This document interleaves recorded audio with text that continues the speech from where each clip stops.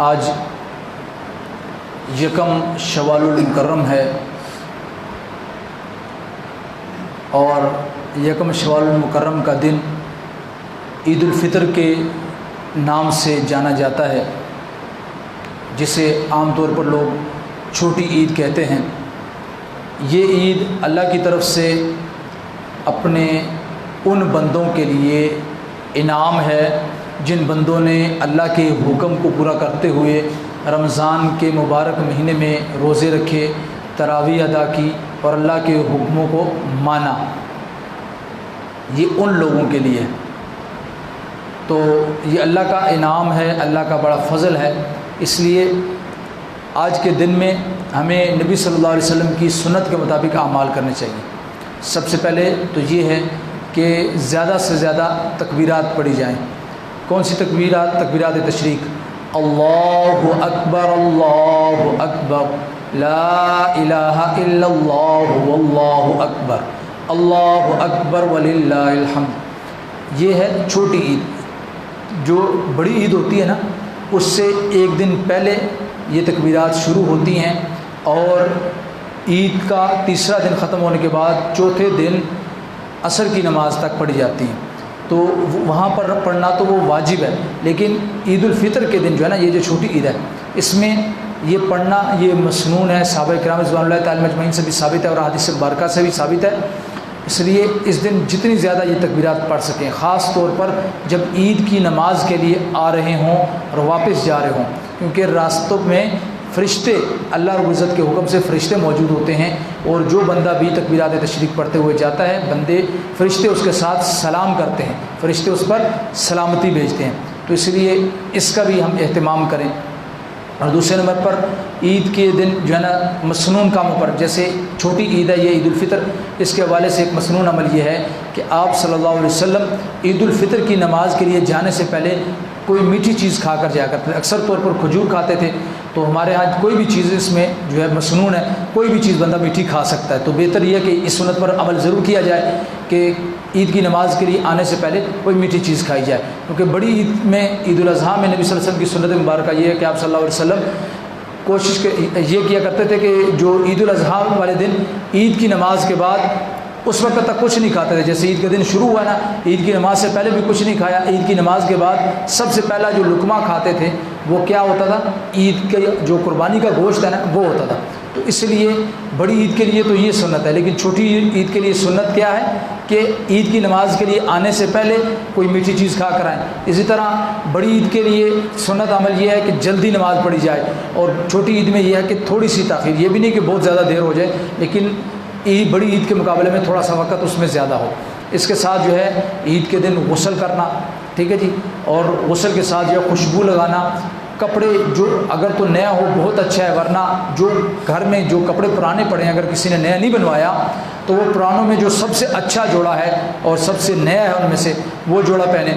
پھر اس کے بعد جو ہے سرما لگائے، ٹھیک ہے جی، اور مسجد میں آتے ہوئے ایک الگ راستے سے آئے، جاتے ہوئے الگ راستے سے جائے۔ یہ سنت اعمال ہیں نبی صلی اللہ علیہ وسلم کے۔ اسی طرح مسواک کر کے آئے۔ مسواک تو ویسے ہی ہر نماز کے وقت کرنی چاہیے، لیکن عید کی نماز کے لیے آ رہے ہیں تو اس وقت کرنا یہ بھی مسنون ہے۔ اس کے ساتھ جو ہے عید والے دن ایک بڑا ہی اہم عمل ہے کہ اپنے عزیزوں سے، رشتہ داروں سے ملنا اور رشتہ داری کو قائم کرنا، رشتہ داری کو قائم رکھنا، یہ ایک بہت بڑا عمل ہے، اس پر بھی کوشش کریں۔ اس کے ساتھ عید والے دن قبرستان جانا، کئی لوگ یہ مسئلہ پوچھتے ہیں، تو یہ یاد رکھیں کہ عید کی نماز کے بعد قبرستان اگر کوئی جاتا ہے تو یہ ثابت بھی ہے صحابہ سے، اور یہ بہتر ہے کہ چلو خوشی کے دن بندہ جائے تو بندے کو موت نہ بھولے، قبرستان جا کر موت یاد آ جائے۔ لیکن اس میں یہ ہے کہ کئی لوگ عید کی نماز سے پہلے جانا شروع ہو جاتے ہیں، اب اس میں کیا ہوتا ہے کہ ان کی عید کی نماز بھی اکثر کی رہ جاتی ہے، ادھر بھاگ دوڑ میں لگے رہتے ہیں، تو نہیں، اور اس کو ضروری نہیں سمجھنا چاہیے، یہ بھی میں آپ کو بتا دوں، اگر اس کو ضروری سمجھیں گے تو پھر یہ ٹھیک نہیں ہے۔ ضروری سمجھنا نہیں ہے، ایک اچھا عمل ہے، کر لیں، کوئی حرج نہیں ہے، لیکن عورتوں کا قبرستان جانا ممنوع ہے۔ زیادہ سے زیادہ اگر عورت کوئی بہت ہے ضرور جانا چاہتی ہے تو بوڑھی عورت وہ بھی مکمل باپردہ ہو کر جائے تو اس کو اجازت ہے، جوان عورت کو قبرستان نہیں جانا چاہیے، ٹھیک ہے جی۔ تو یہ چند مختصر اعمال ہیں، اور اس کے ساتھ اللہ پاک نے بڑے تحفے جو ان بندوں کو عطا فرمائے۔ ایک تحفہ یہ ہے کہ عید کے پہلے 2 دن روزہ رکھنا بالکل جائز نہیں، حرام ہے۔ یہ 2 دن اللہ پاک اپنے بندوں کی مہمان نوازی کھل کر فرماتے ہیں، ان 2 دنوں میں روزہ رکھنے کی اجازت نہیں ہے، ایک کام۔ دوسرے نمبر پر ایک اللہ رب العزت نے بندوں کے لیے ایک اور جو ہے عید کا تحفہ یہ دیا کہ عید والے دن عید کی نماز کے لیے اب ہم آئے نا، فجر کی نماز ہم نے پڑھی پہلے، فجر کی نماز، اب فجر کی نماز سے لے کر عید کی نماز تک کوئی بھی نفل، کوئی نماز اور نہیں، نہ اشراق والوں کی بھی آج چھٹی ہے، ٹھیک ہے جی۔ اس کے بعد عید کی نماز کے بعد اگر کوئی نفل پڑھنا چاہتا ہے تو وہ عید کی عیدگاہ میں یعنی مسجد میں نہیں پڑھ سکتا، گھر میں پڑھ سکتا ہے۔ عید سے پہلے نہ گھر میں پڑھ سکتا ہے، عید کی نماز سے پہلے نہ ہی مسجد میں پڑھ سکتا ہے۔ عید کی نماز کے بعد کوئی نفل پڑھنا چاہتا ہے، کوئی بھی نفل صلاۃ التوبہ کے پڑھنا چاہتا ہے، اسی طرح اس کے بعد چاشت کوئی اور نماز، تو وہ گھر میں پڑھ سکتا ہے، مسجد میں نہیں پڑھ سکتا۔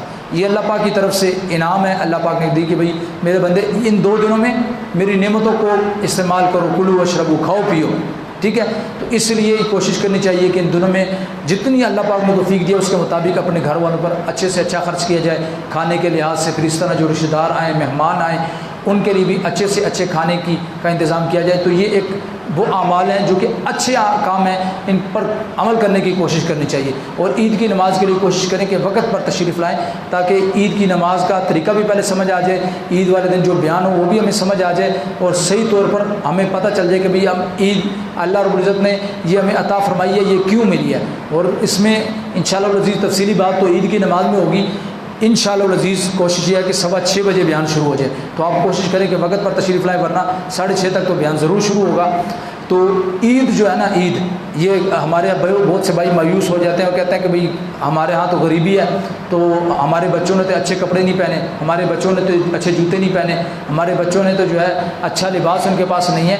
تو عید اس آدمی کی نہیں ہے جس نے اچھا لباس پہن لیا، عید تو اس آدمی کی ہے جس کو اللہ پاک نے روزے رکھنے کی توفیق عطا فرمائی، کیونکہ یہ انعام ہی اسی کا ہے، یہ اسی کے لیے اللہ کا انعام ہے۔ شیخ عبد القادر جیلانی رحمۃ اللہ علیہ نے یہاں تک لکھا ہے کہ اگر کوئی آدمی رمضان میں روزے نہیں رکھتا نا تو عید والے دن اس کے چہرے پر لعنت برستی ہے، اللہ کی لعنت اس آدمی پر پڑتی ہے جو روزے نہیں رکھتا۔ تو کئی لوگ ایسے ہوتے ہیں پورے رمضان کے مہینے روزے بھی نہیں رکھے اور بڑے ٹھاٹ باٹ والے کپڑے پہن کر بڑے شوق سے آ رہے ہوتے ہیں، جی ہم کیا کرنے جا رہے ہیں، عید کی نماز۔ بھائی تمہاری کس چیز کی عید ہے؟ جب رزلٹ ہوتا ہے نا، رزلٹ، تو اس آدمی کو انعام ملتا ہے جس نے امتحان دیا ہو۔ ایک آدمی نے امتحان ہی نہیں دیا اور وہ کہہ رہا ہے جی مجھے انعام ملے گا، تو اس کو کس چیز کا انعام ملے گا؟ تو وہ تو پاگل آدمی ہے نا، وہ کہے گا جی آج یہ رزلٹ ہے تو مجھے انعام مل جائے۔ تو جس نے روزے ہی نہیں رکھے، جس نے تراویح نہیں پڑھی، تو اس کی کیسی عید ہے؟ تو اس لیے ہمیں یہ چاہیے کہ ہم جو ہے صحیح معنی میں نبی صلی اللہ علیہ وسلم کی سنت پر عمل کرنے کی کوشش کریں۔ اللہ پاک سے دعا ہے اللہ پاک ہمیں صحیح معنی میں نبی صلی اللہ علیہ وسلم کی سنت پر عمل کرنے کی توفیق عطا فرمائے۔ وآخر دعوانا الحمدللہ رب العالمین، الحمدللہ رب العالمین، والعاقبۃ للمتقین، والصلاۃ والسلام علی سید الانبیاء والمرسلین۔ یا رب لک الحمد کما ینبغی لجلال وجهک وعظیم سلطانک، یا قاضی الحاجات اقض لنا حاجاتنا برحمتک یا ارحم الراحمین۔